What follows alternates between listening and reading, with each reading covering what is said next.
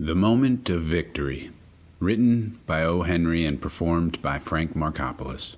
Ben Granger is a war veteran aged 29, which should enable you to guess the war. He is also principal merchant and postmaster of Cadiz, a little town over which the breezes from the Gulf of Mexico perpetually blow. Ben helped to hurl the Don from his stronghold in the Greater Antilles, and then, hiking across half the world, he marched as a corporal usher up and down the blazing tropic aisles of the open-air college in which the Filipino was schooled. Now, with his bayonet beaten into a cheese slicer, he rallies his corporal's guard of cronies in the shade of his well-whittled porch, instead of in the matted jungles of the Mindanao. Always have his interest and choice been for deeds rather than for words, but the consideration and digestion of motives is not beyond him, as this story, which is his, will attest. "What is it?" he asked me one moonlight eve as we sat among his boxes and barrels, "that generally makes men go through dangers and fire and trouble and starvation and battle and such raucuses? What does a man do it for? Why does he try to outdo his fellow humans and be braver and stronger and more daring and showy than even his best friends are? What's his game? What does he expect to get out of it? He don't do it just for fresh air and exercise. What would you say now, Bill, that an ordinary man expects, generally speaking, for his efforts along the line of ambition and extraordinary hustling in the marketplaces, forums, shooting galleries, lyceums, battlefields, links, cinder paths, and arenas of the civilized and vice versa places of the world?" "Well, Ben," said I, with judicial seriousness, "I think we might safely limit the number of motives of a man who seeks fame to 3. To ambition, which is a desire for popular applause; to avarice, which looks to the material side of success; and to love of some woman whom he either possesses or desires to possess." Ben pondered over my words while a mockingbird on the top of the mesquite by the porch trilled a dozen bars. "I reckon," said he, "that your diagnosis about covers the case according to the rules laid down in the copybooks and historical readers. But what I had in my mind was the case of Willie Robbins, a person I used to know. I'll tell you about him before I close up the store, if you don't mind listening. Willie was one of our social set up in San Augustine. I was clerking there then for Brady and Murchison, wholesale dry goods and ranch supplies. Willie and I belonged to the same German club and athletic association and military company. He played the triangle in our serenading and quartet crowd that used to ring the welkin 3 nights a week somewhere in town. Willie jibed with his name considerable. He weighed about as much as 100 pounds of veal in his summer suitings, and he had a "Where's Mary" expression on his features so plain that you could almost see the wool growing on him. And yet you couldn't fence him away from the girls with a barbed wire. You know, that kind of young fella's a kind of mixture of fools and angels. They rush in and fear to tread at the same time. But they never fail to tread when they get the chance. He was always on hand when a joyful occasion was had, as the morning paper would say, looking as happy as a king full, and at the same time as uncomfortable as a raw oyster, served with sweet pickles. He danced like he had hind hobbles on, and he had a vocabulary of about 350 words that he made stretch over 4 Germans a week and plagiarized from to get him through 2 ice cream suppers and a Sunday night call. He seemed to me to be a sort of mixture of Maltese kitten, sensitive plant, and a member of a stranded 2 orphans company. I'll give you an estimate of his physiological and pictorial makeup, and then I'll stick spurs into the sides of my narrative. Willie inclined to the Caucasian in his coloring and manner of style. His hair was opalescent and his conversation fragmentary. His eyes were the same blue shade as the china dogs on the right-hand corner of your Aunt Ellen's mantelpiece. He took things as they come, and I never felt any hostility against him. I let him live, and so did others. But what does this Willie do but coax his heart out of his boots and lose it to Myra Allison, the liveliest, brightest, keenest, smartest, and prettiest girl in St. Augustine. I tell you, she had the blackest eyes, the shiniest curls, and the most tantalizing... Oh no, you're off. I wasn't a victim. I might have been, but I knew better. I kept out. Joe Granberry was it from the start. He had everybody else beat a couple leagues and thence east to a stake and mound. But anyhow, Myra was a 9-pound full merino fall-clip fleece sacked and loaded on a 4-horse team for San Antone. One night there was an ice cream sociable at Mrs. Colonel Spraggin's in St. Augustine. We fellas had a big room upstairs opened up for us to put our hats and things in, and to comb our hair and put on the clean collars we brought along inside the sweatbands of our hats. In short, a room to fix up in, just like they have everywhere at high-toned doings. A little farther down the hall was the girls' room, which they used to powder up in and so forth. Downstairs, we, that is, the San Augustine Social Cotillion and Merrymakers Club, had a stretcher put down in the parlor where our dance was going on. Willie Robbins and me happened to be up in our cloakroom, I believe we called it, when Myra Allison skipped through the hall on her way downstairs from the girls' room. Willie was standing before the mirror, deeply interested in smoothing down the blonde grass plot on his head, which seemed to give him lots of trouble. Myra was always full of life and devilment. She stopped and stuck her head in our door. She certainly was good-looking. But I knew how Joe Granberry stood with her. So did Willie. But he kept on baaing after her and following her around. He had a system of persistence that didn't coincide with pale hair and light eyes. "Hello, Willie," says Myra. "What are you doing to yourself in the glass?" "I'm trying to look fly," says Willie. "Well, you never could be fly," says Myra with her special laugh, which was the provokingest sound I ever heard except the rattle of an empty canteen against my saddle horn. I looked around at Willie after Myra had gone. He had a kind of a lily-white look on him, which seemed to show that her remark had, as you might say, disrupted his soul. I never noticed anything in what she said that sounded particularly destructive to a man's ideas of self-consciousness. But he was set back to an extent you could scarcely imagine. After we went downstairs with our clean collars on, Willie never went near Myra again that night. After all, he seemed to be a diluted kind of skim-milk sort of a chap, and I never wondered that Joe Granberry beat him out. The next day the battleship Maine was blown up, and then pretty soon somebody, I reckon it was Joe Bailey or Ben Tillman or maybe the government, declared war against Spain. Well, everybody south of Mason and Hamlin's line knew that the North by itself couldn't whip a whole country the size of Spain, so the Yankees commenced to holler for help, and the Johnny Rebs answered the call.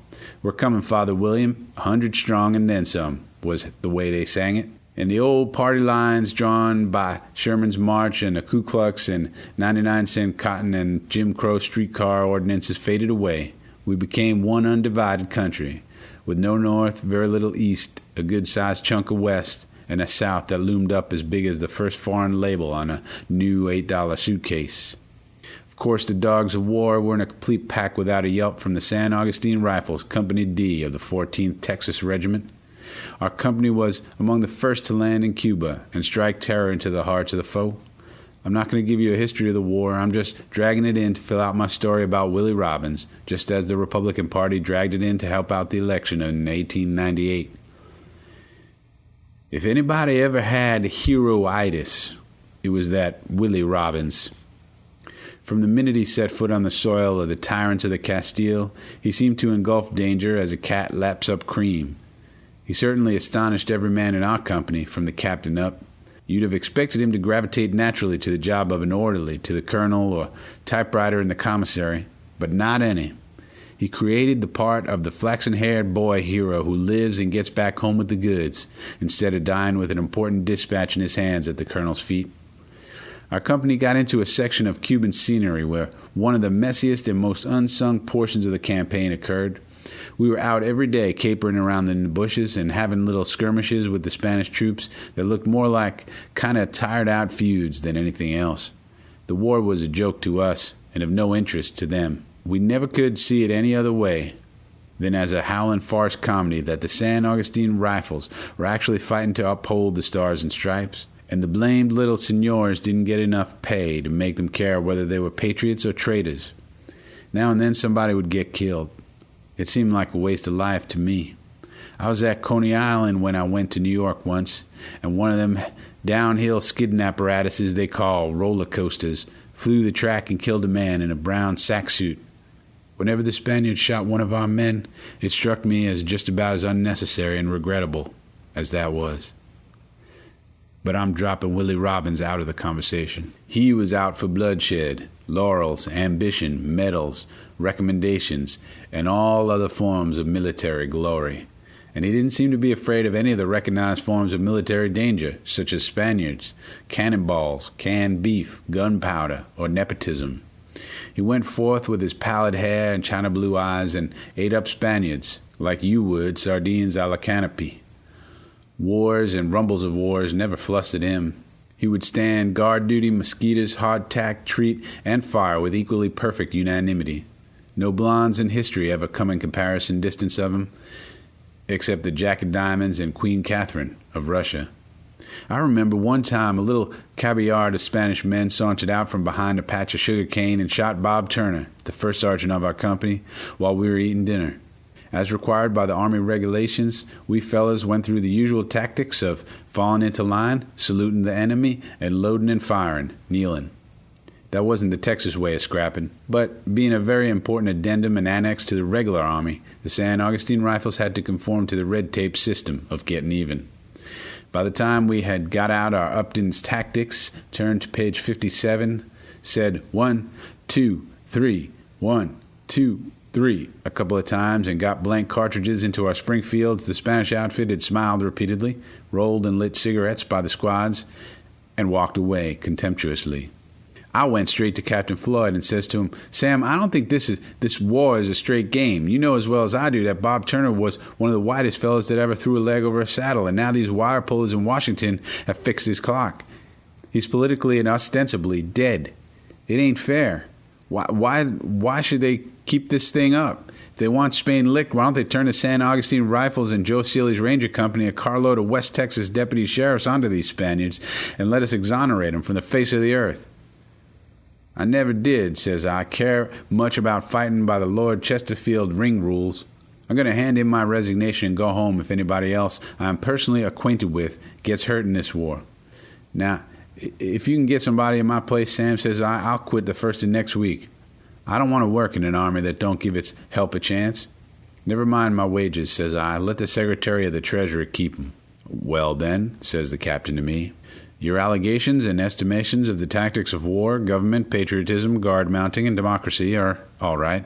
But I've looked into the system of international arbitration and the ethics of justifiable slaughter a little closer, maybe, than you have. Now, you can hand in your resignation the first of next week if you are so minded. But if you do," says Sam, "I'll order a corporal's guard to take you over by that limestone bluff on the creek and shoot enough lead into you to ballast a submarine airship.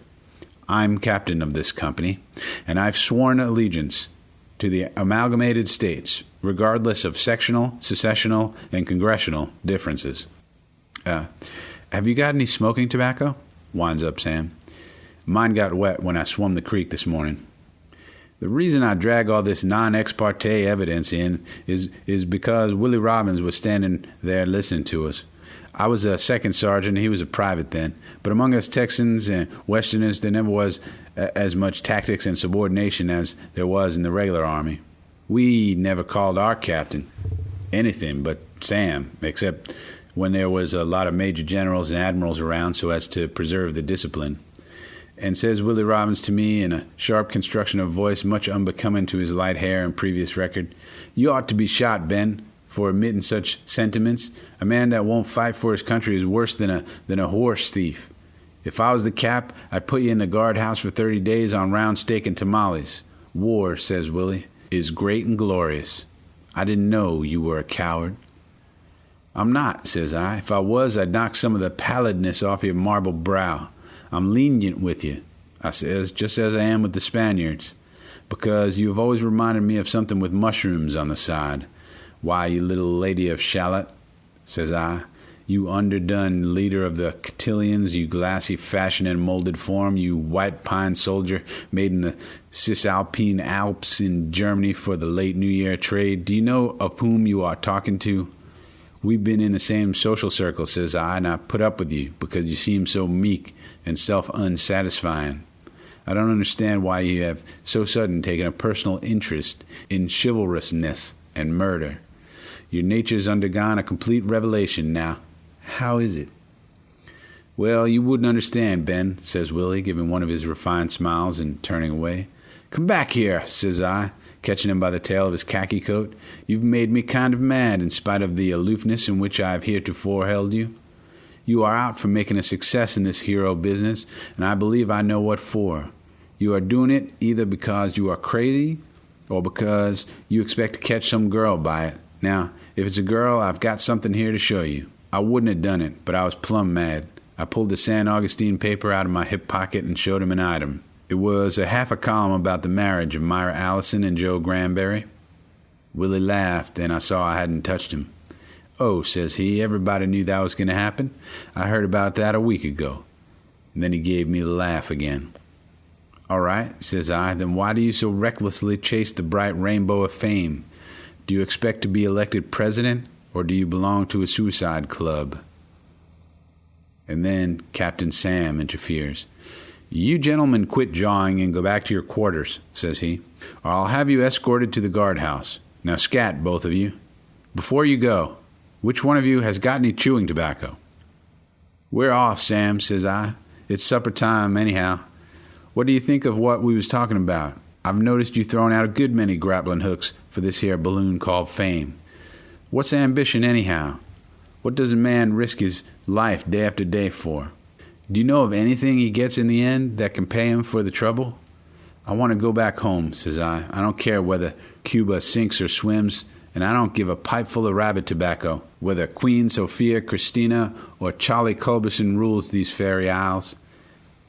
And I don't want my name on any list except the list of survivors. But I've noticed you, Sam, says I, seeking the bubble notoriety in the cannon's larynx a number of times. Now, what do you do it for?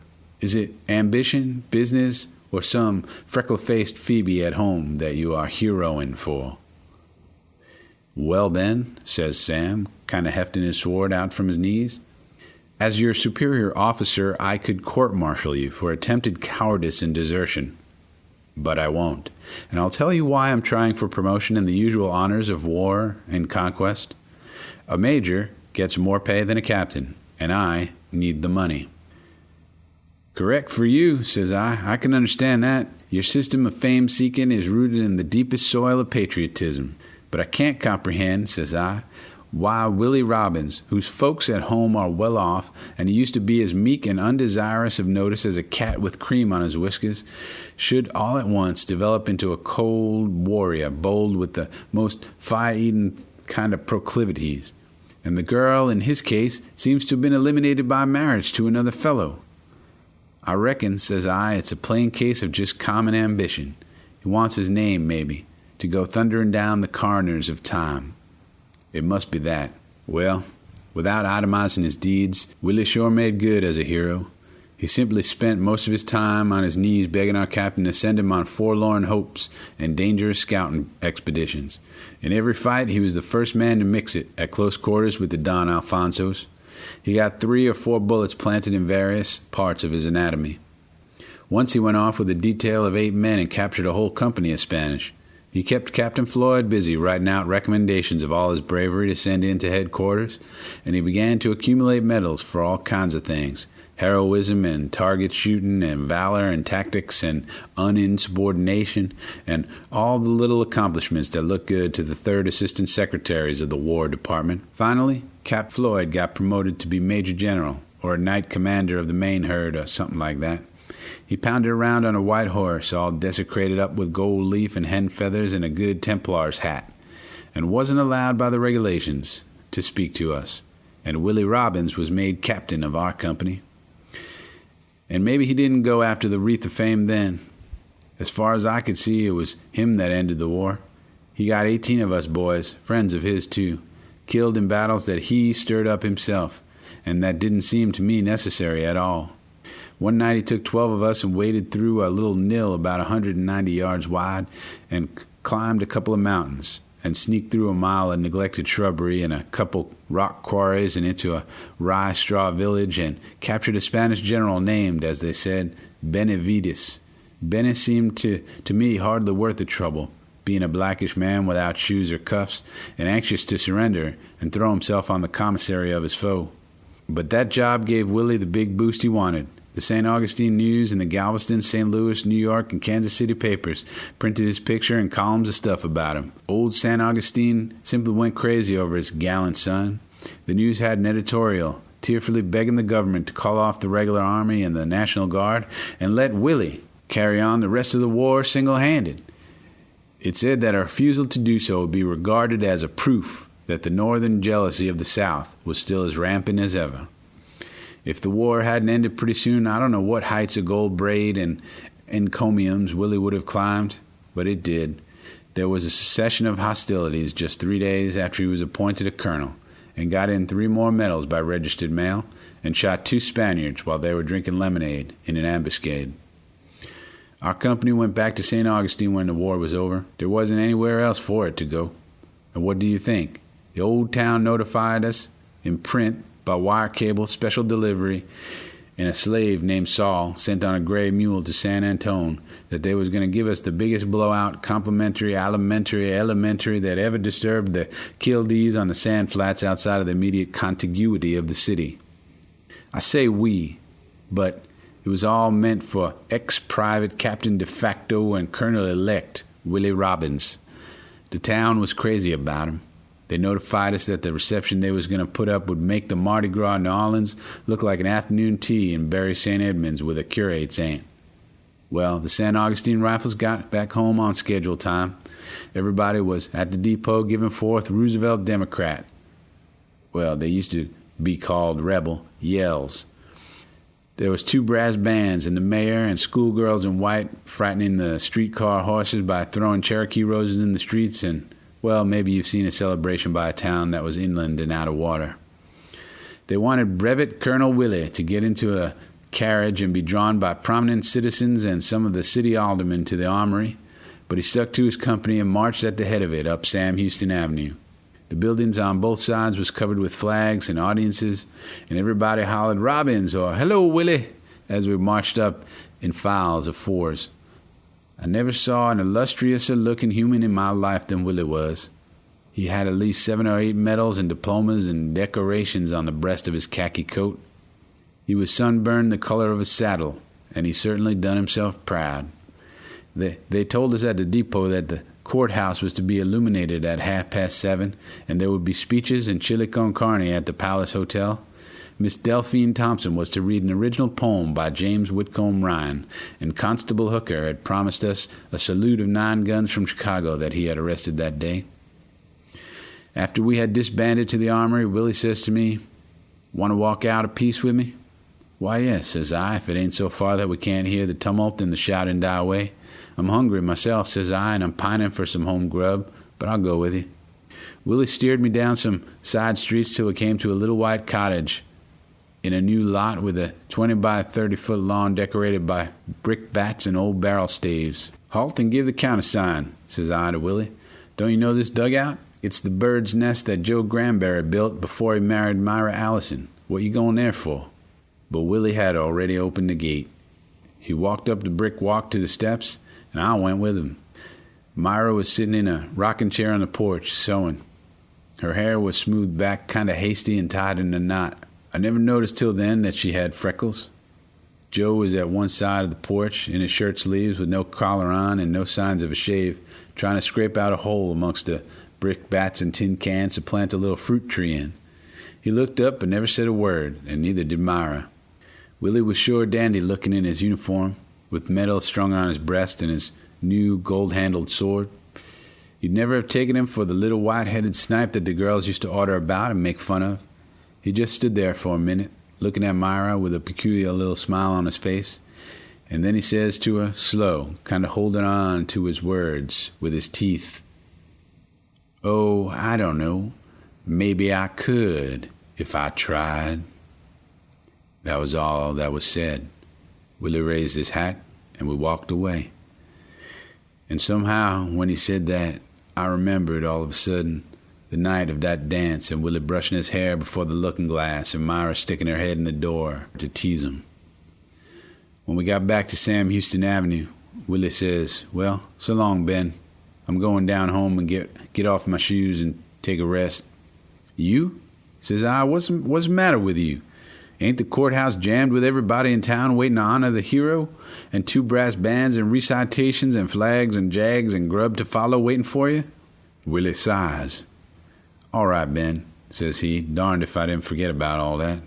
"And that's why I say," concluded Ben Granger, "that you can't tell where ambition begins any more than you can tell where it is going to wind up."